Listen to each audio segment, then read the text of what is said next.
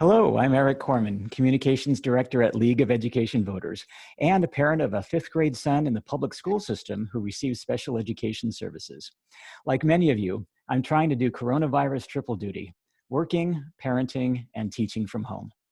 In case you're not familiar with us, League of Education Voters is a statewide nonprofit working with families, educators, and leaders to build a brighter future for every Washington student. Our website is educationvoters.org. Our vision is that every student in Washington state has access to an excellent public education that provides an equal opportunity for success. Welcome to our free online webinar series, Lunchtime LEVinars. We started this series 6 years ago to share information and build knowledge on important and timely issues. Today's webinar features Washington State Superintendent of Public Instruction Chris Reykdal on Washington schools during COVID-19.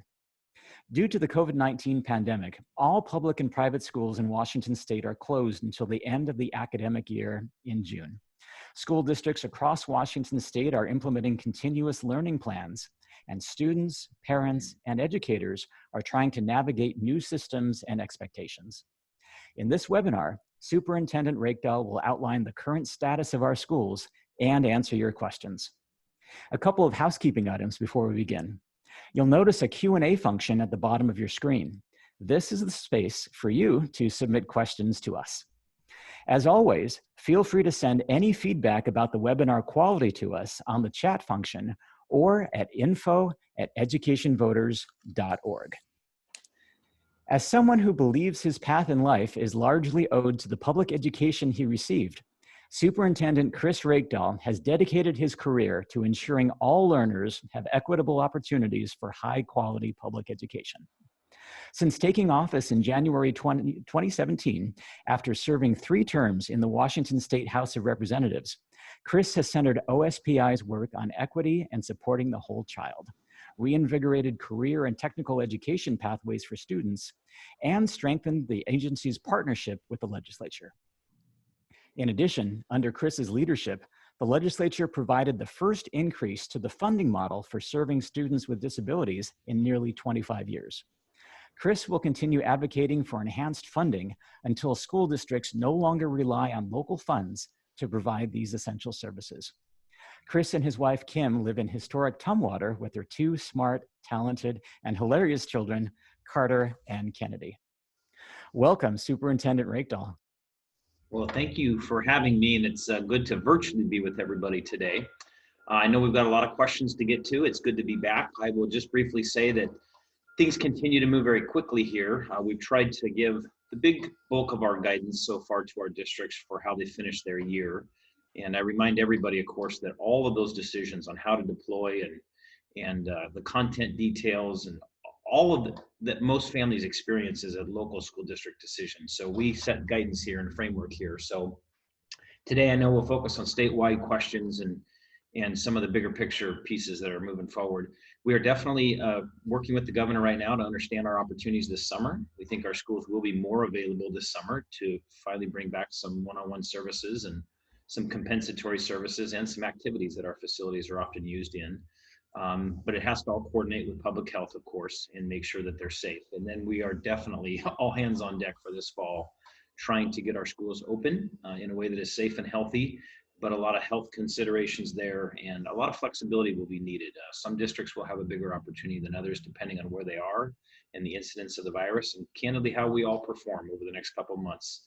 It's all about personal hygiene, social distancing, wearing our face masks, keeping the incidence of the virus down, and keeping stress off the healthcare system. And the better we do with that, the greater our opportunities. So that's all I've got for intro. Thanks for having me back, and let's get into those questions. All right, great.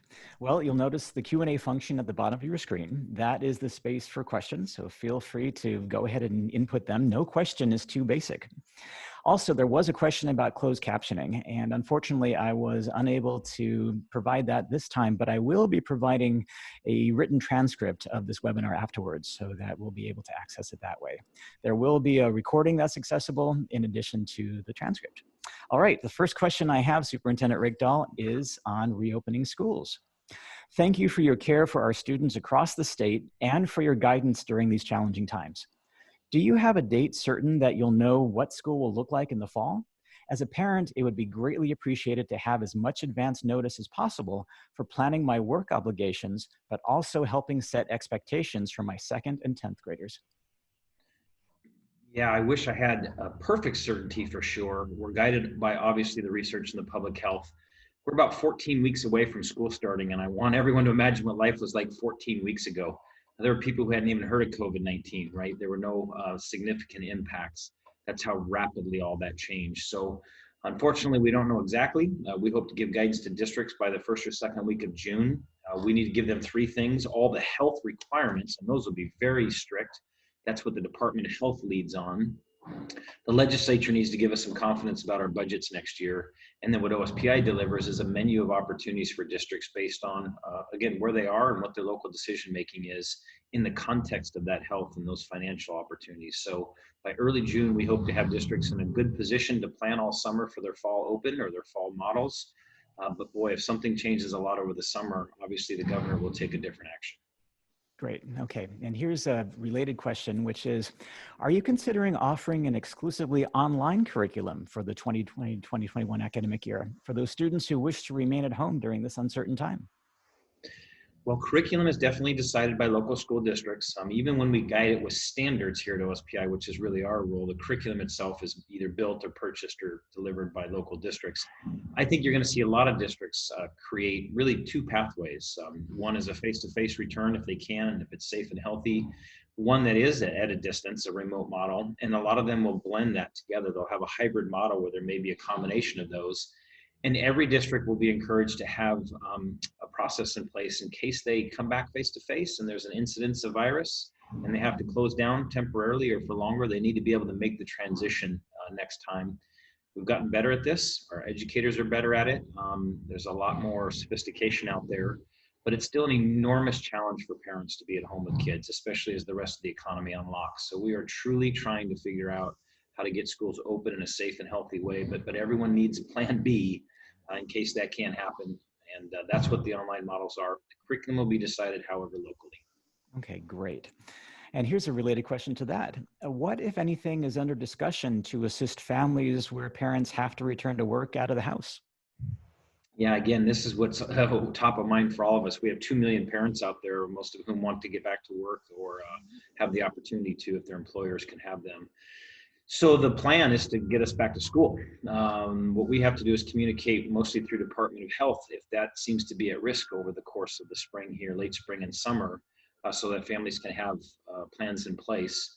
I will tell you that some of the hardest impacts of all this have been for our early childhood ed providers. Anytime you send 1 million kids home and you send 2 million people out of work at home, they made wise decisions since they were at home with their kids to try to guide learning and didn't need to pay for childcare slots. And so we've got a lot of small business owners in the childcare world who will have to rebuild that opportunity. And this summer, I think they're going to get some chance to do that, as a lot of parents want to go back to work and have that chance to do so. So we're all kind of in concert together. There's nothing that isn't connected to something else. And for this to work well, we need a good plan for the fall in K-12. Our teachers need to be prepared. And our child care providers in all of our communities have to be kind of built back up to handle the capacity that they need to handle. Mm-hmm. Great, thank you so much. So here's another question about reopening schools. Can you let us know more about the models under consideration? What would continuous learning 2.0 look like? Or what options are being discussed? What options are under discussion for hybrid in-person and distance learning? Yeah, so this work group we put together, just by way of background, is 123 plus people, and we actually have subgroups to it where we'll bring in additional experts, but it's parents, it's students, teachers, counselors, mental health experts, school board members, elected officials, community-based groups. We've really tried to have a lot of voices there, and of course, you can't get everyone there, but they're really diving into some mechanical stuff. So like, what does transportation look like in this world, and how do you run lunch lines? And if kids can't be in the cafeteria in as many numbers as we've had in the past, how does that work? So there's really mechanical work to be done. And then there's more higher level policy questions. What does teaching and learning look like? What are the models? So that's really the heart of this question. On one extreme is we come back and we do it in a way that's safe and healthy, and we have social distancing, and maybe we have wellness checks for every kid in the morning, and maybe we have PPE that's required. That'll be kind of guided by health. On the other extreme, maybe it's a community that just because of the incidence of the virus, they can't open. and they are on continuous learning 2.0. And what we mean by that is, let's have a better understanding of our learning management systems so that 5 different teachers don't have 5 different systems in a district. We really want districts to narrow in on a system that's consistent, a platform that works across their district. We want, obviously, more professional development so our teachers are prepared to do that really effectively. Obviously, more hardware deployment and hotspot deployment and connectivity for families, and a better understanding of how the schedule might work in a district that's continually online. So those are really 2 extremes, and then everything in between is kind of a hybrid of that. Maybe it's a day on, day off if we can't have all our students in our buildings at one time. Maybe it's differentiated. Elementary kids get most of the face time, and high school kids get more of the online time. This is the kind of stuff the group will work through to build a menu, and then local districts will have to build a system that makes the most sense for them. Great, thank you very much. I have a question that's about the work group itself, which is, with regard to the work being done to consider how to reopen schools, it seems that making a balanced decision considering the needs of students, staff, and parents would be desired. What are you doing to ensure that the parent and student voice is part of the decision-making process? How well represented are they on the community, on the committee rather? And what about including groups such as Black, Brown, Indigenous, and other persons of color, disabled, and neurodivergent folks, people from LGBTQ plus, et cetera, and in general, individuals who have been historically and systemically underserved? Yeah, we were really intentional to build the group with those representatives there. So we absolutely have organizations that represent LGBTQ youth, all of our commissions, Hispanic Commission, African American Affairs, Black Education Strategy Roundtable. We've got folks who represent the disability community. We were very intentional to build a group around that. Probably 30 or 40 members of that group are people of color. Parents is harder, right? We think 80 or plus % of that group are parents. Now, did they come there just with the parent voice? No, these are principals who are parents, but also PTA members, right? These are teachers who are also parents. These are disability advocates who are parents as well. So you always take criticism when you build a group, whether it's 5 people or 123, that you didn't get enough in there. And I respect that. I know that that's really tough to do. But we try to grab a lot of voices, and then we've made them ambassadors back to their communities. And so every region of the state is represented, and management and labor, and so all of that is there. It's really important we have those voices, and sometimes when we don't get it right, we kind of deputize folks to get to those communities and have a very special focus on them to bring back into our planning work. And that's what we'll do here as well. Great, thanks. So here's a completely different question, which is about funding. Are you anticipating a cut in funding to schools? And if so, by what percentage? I'm hearing a cut of 15%. So let me really be clear about that 15%. The governor's office has issued guidance, strong recommendations to state agencies to say, be prepared for the possibility of up to 15% cuts. These are agencies, including my own, that is not protected by basic education or some other constitutional or statutory requirement. That's very different than our schools. We think over 96% of the money that we apportion to our schools is protected, and we're confident that the bipartisan legislature will continue to protect those dollars. It's their paramount duty. There's a little risk, right? There's some stuff outside of education that is really essential for us that isn't quite in the box, but almost all of it is. But OSPI in particular will have a lot more risk. We'll be considered more state agency. We don't have those protected funds, and so we'll have programs that get impacted, and some of our staff potentially if we can't manage those reductions appropriately. So I'm quite optimistic for this next year. After that, it gets a little more challenging. And then what I would also say, particularly to LEV viewers and followers, you are all groundbreaking in supporting levies and supporting school districts' local resources. You've also been leaders in making sure that basic ed's paid for by the state and these levies are enrichment. We're almost there. And I say almost because there are still districts who need some of these levies to fund essential services. So my biggest worry, to be honest with you, are districts that have levies up. And this is a tough time to pass a levy in some communities. These are property taxes by legal definition, and that's tough. So biggest risk, not passing your levy. The state itself will be quite stable. The federal money will be quite stable. And there's a chance that we get a little more additional federal help. We've gotten a little bit so far. There's talk of a lot more. I'm not counting on it, but it could be an opportunity. Got it. And here's a follow-up question, which is, online learning is not cheaper, PPEs cost money, and double shifts require more transportation. Are you advocating that funding come from local levies, or could it come from somewhere else? Well, this is going to be the most impossible challenge for our districts because there are definitely some aspects of service delivery. If you're face-to-face and need more PPE, there's cost. If you're at a distance, there can be more cost. And so there won't be a lot of new state money, would be my guess. So definitely counting on some federal dollars to help us out here. And no, not counting on local levies because there's a cap to them. There's a legal restriction now on how high they can go. A lot of districts have moved their levies to their cap. There's a little capacity for some, but there's also a huge leg in that. They would vote on them this year. They wouldn't be in effect until calendar year, really 22 at this point in time. So I don't expect levies to be a big backfill at all here. It's going to come from federal emergency funds, or if the legislature really makes some bold decisions, possibly some help from them. But we should expect to do this with the resources we have at this point. Okay, great, thank you. So here's a question about mental health.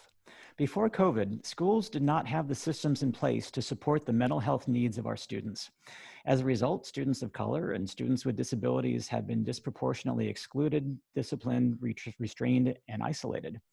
Now, students are experiencing significant trauma due to a variety of factors, including food and housing instability. As schools reopen, how will schools address the significant mental and behavioral health needs of students in a way that disrupts instead of strengthens the school to prison pipeline? Yeah, these things certainly work together with each other. So we don't doubt for a second that the dislocation of students out of our buildings has reduced the opportunity to support them. Candidly though, there are some students that I talk to who say, hey, high school mostly, this has been great. Like I would prefer this, right? There's all kinds of pressures at school. So it isn't 100% that students would prefer to come back to school, but most do because that's where support systems have been built. We changed our discipline rules a year and a half ago to really focus on the fact that there was disproportionate discipline by sex and by race.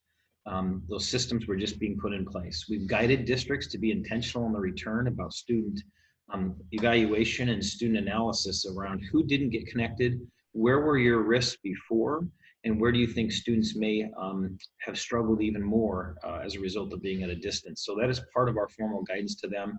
We have really good partners who help us with this, including some folks at the University of Washington who are just absolute experts in mental health.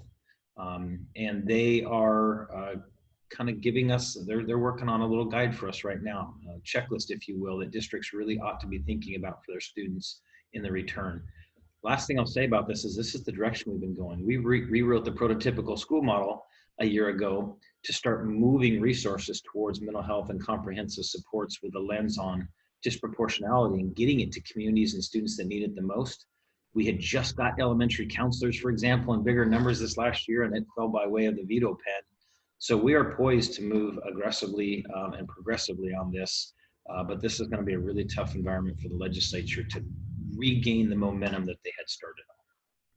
Great, thank you so much. We'll move to graduation pathways and standards for this one.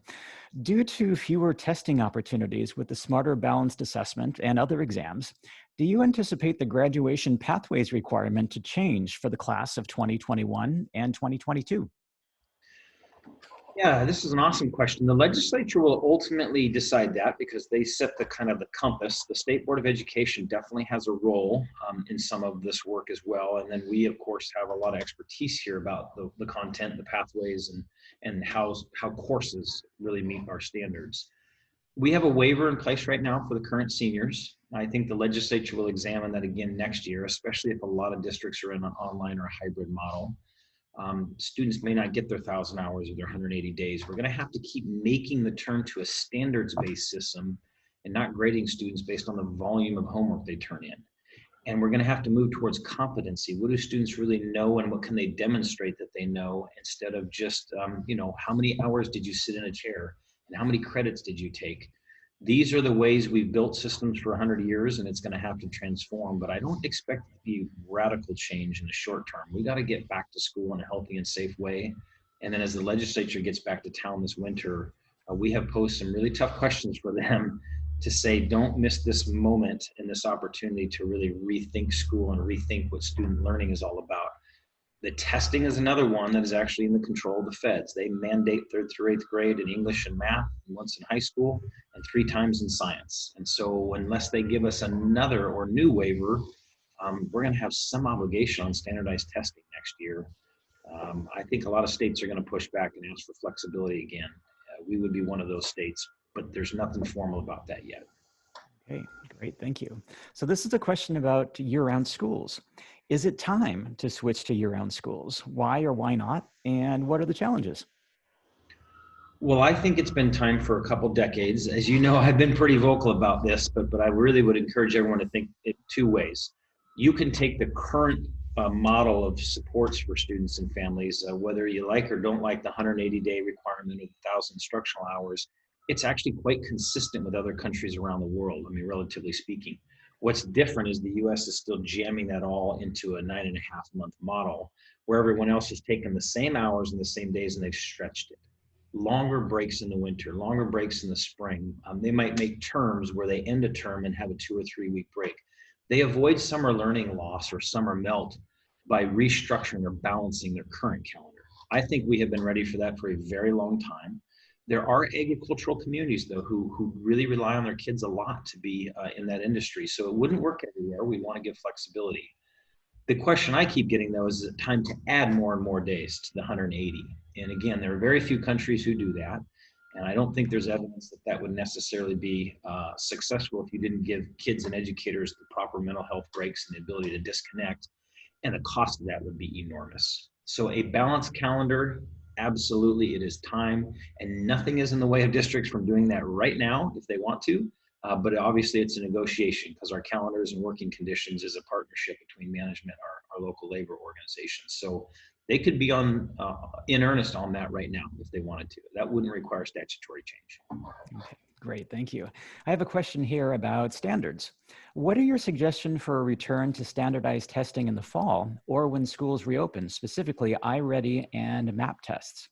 Can you suggest that formative evaluation by teachers would be less time consuming and perhaps more informative and caring and personal?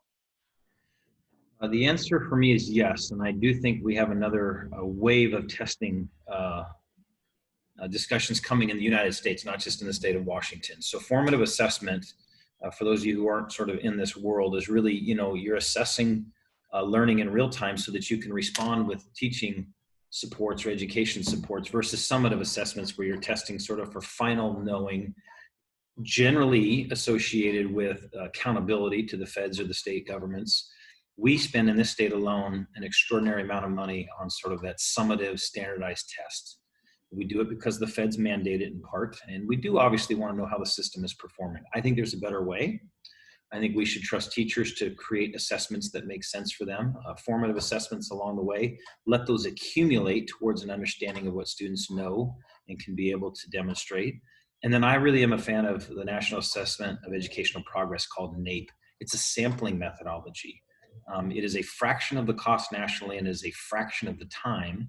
And it's a common assessment among the 50 states. So it's the only thing that tells us how Washington is actually doing relative to other states. And it doesn't, slam every kid with hours and hours of tests every year. And it's really reliable.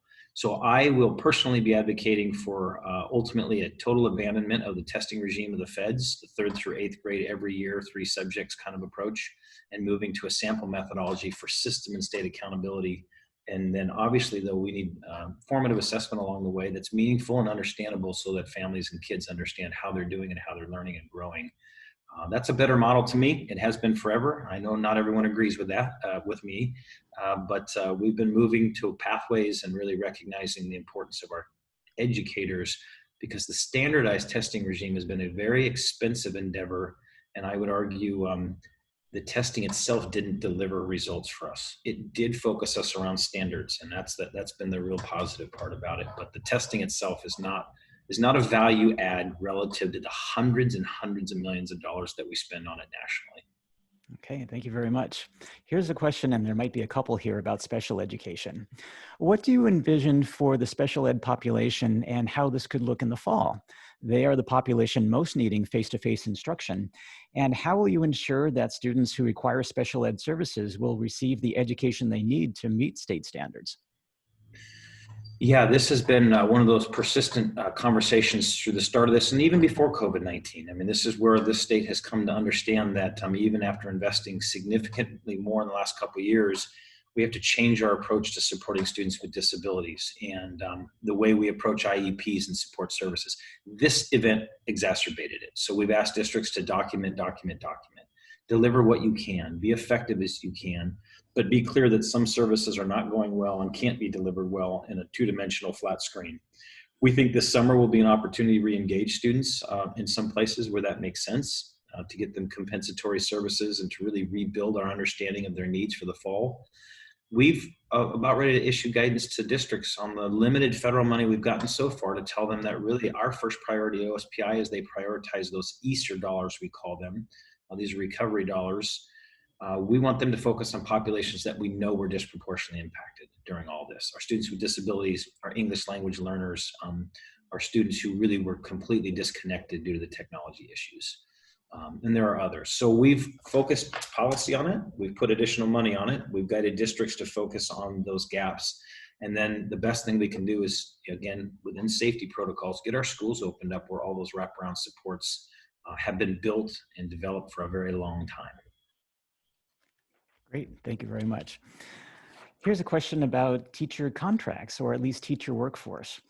If we know that we can't go back to school 5 days a week in the fall, can OSPI recommend that districts divert transportation budget resources to increasing tutors for more one-on-one time for students, or provide more professional development for educators to strengthen online teaching skills? Well, this is a more complicated question than folks realize. It may not be the case at all that there's any savings in transportation.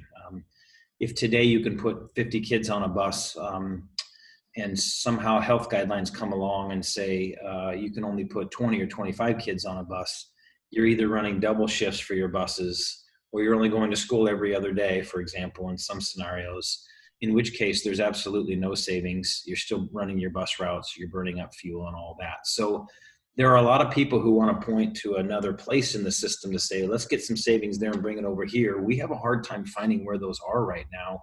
If in fact, you believe in sort of the positive civil right of kids to get to school, to learn at school, and to get access to learning, there's very few places to thin it out. The larger and powerful question, I think, in it is, we do have to keep focusing on professional development, though.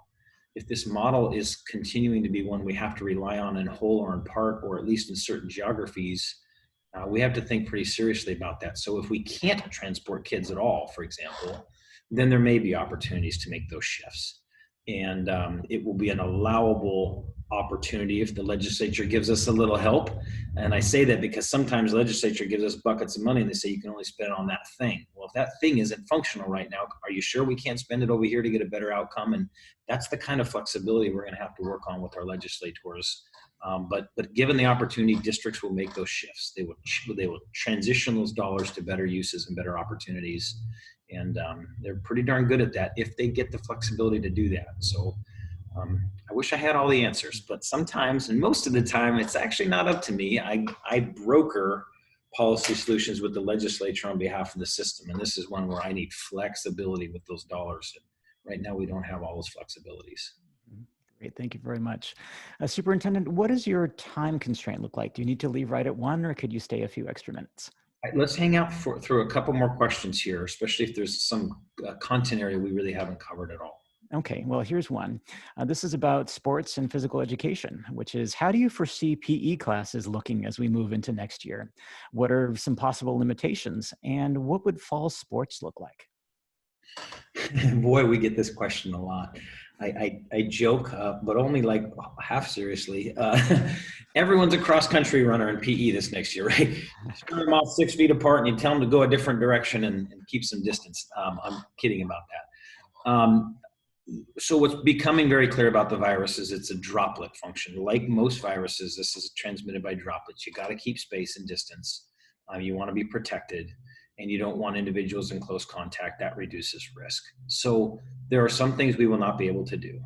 Putting kids in tight spaces in our cafeterias that are, half cafeterias, half gymnasiums, will probably have a far less opportunity Things that go on outdoors will have a greater opportunity, but probably not playground equipment in some places because they're touching all the time, right? And so this is what we're learning from other states and other countries. They have brought back some physical education and some sports, but they've tried to figure out a way to do that in which they are mostly outdoors. They are very well spaced.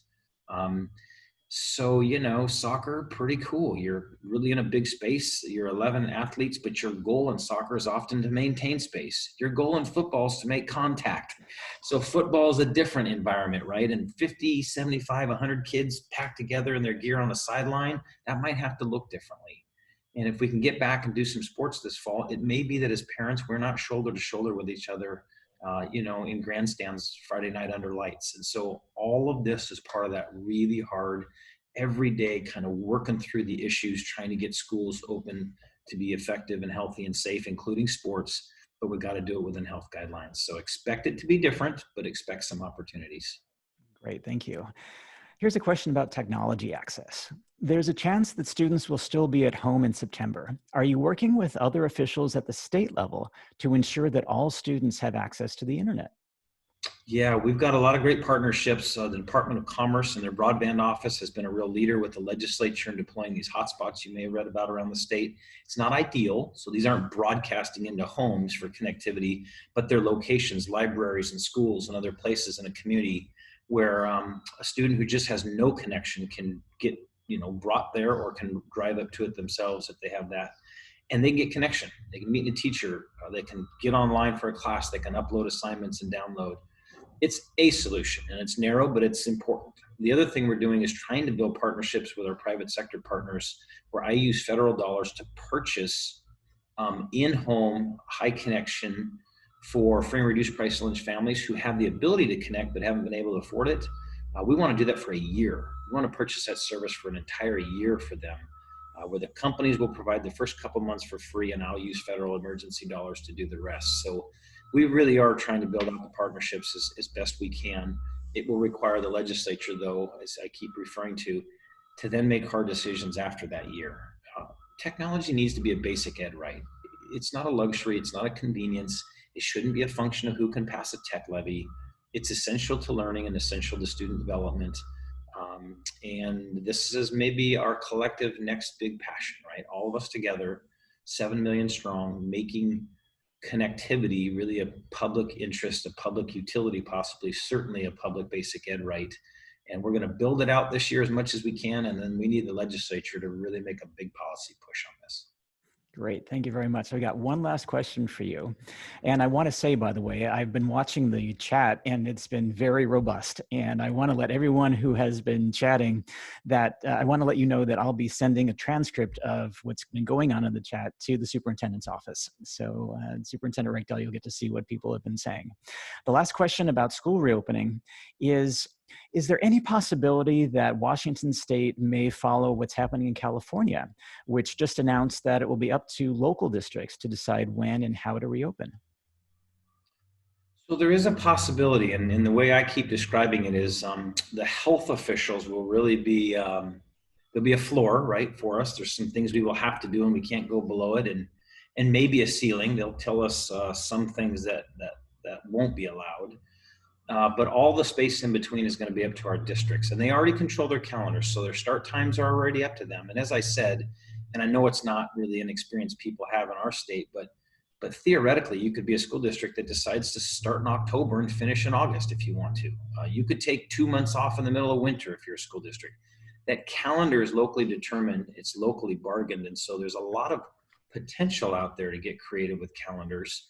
We won't dictate any of that stuff for sure. We'll give districts what the options are, what the blended models might look like, and supports within the context of the Department of Health giving us those guidelines. So California also says a lot of things, and because they're really structured differently. Interestingly, they're county governments. They have county superintendents, if you will, with quite a bit of authority over their local superintendents, and we just aren't structured that way at all.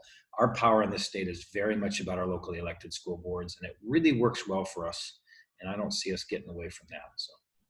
Great. Well, thank you so much, Superintendent Reykdal, and thank you for all you do to support our students and our educators and our parents in Washington State. And thank you to all of you for participating and submitting questions. We had more than 400 questions submitted during this time, and I apologize to everyone whose question was not answered. If your question wasn't answered, Superintendent Reykdal, how should people contact you? Well, as you might imagine, with 7 million Washingtonians, 3.5 million grandparents, 2 million parents, and 1 million students, we can't answer 7 million questions. So we do have a superintendent inbox, and we get to as many of those as we can.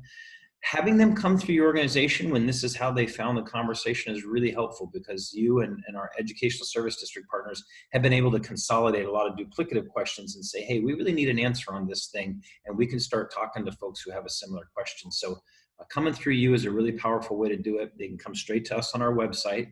Our email is right there on the front page. And we're happy to answer as many as we can get to with our limited staff and time. But we're going to get to all the big ones. That's the thing that's important to remember, is there's a process to get to all the big stuff for sure. It just may not be the detailed questions right now.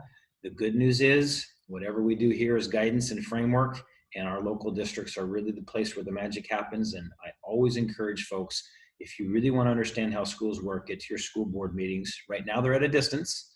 But this is where the vast bulk of the decisions are that directly impact students and families. So thanks, everybody. Great. Thank you, Superintendent Reykdal. I appreciate all you do. I know you got a jet, so feel free to go ahead and move on to whatever you need to do, and I'll close out the LEVinar. Again, thank you for everything. League of Education Voters has gathered resources available in communities across Washington State to help us get through this difficult time. Everything from meal services, distance learning resources, school guidance from OSPI, college and scholarship supports, and mental health supports. Also, internet and technology resources, childcare, and employment resources. You'll find our COVID-19 resources page on our website, educationvoters.org. Our next LEVinar is on Wednesday, June 3rd. It'll focus on how individual schools are keeping students engaged during this time of continuous learning. South Shore Pre-K through 8 in Seattle and the community school in Spokane, which serves students grades 9 through 12, will share what is working and will answer your questions. You can register by visiting our website, educationvoters.org, and clicking on Events, then Lunchtime Webinars. I'll also send registration information in a follow-up email. Also coming up on June 11th, a panel of superintendents from across Washington State will share what is working in their districts and what they need now to better support students during COVID-19. Seattle Superintendent Denise Juneau, Spokane Superintendent Shelley Redinger, and Everett Superintendent Ian Saltzman are now confirmed, and we're working to fill out the panel with a small rural district and a tribal compact school. Thanks to each of you for joining us today. If you have additional questions or comments, please send them to me at Arik, A-R-I-K, @educationvoters.org. A recording of today's presentation will be available on our website, educationvoters.org, and will be sent to you in the follow-up email, which should land in your inbox in 24 hours. I will also provide a written transcript of today's webinar. Please feel free to share the recording and the transcript with your friends and colleagues. If you'd like to learn more about League of Education Voters or to support our work, please visit our website, educationvoters.org. Thank you again for attending. Each of us has the right to feel safe and valued. We hope you will join us at future LEVinars.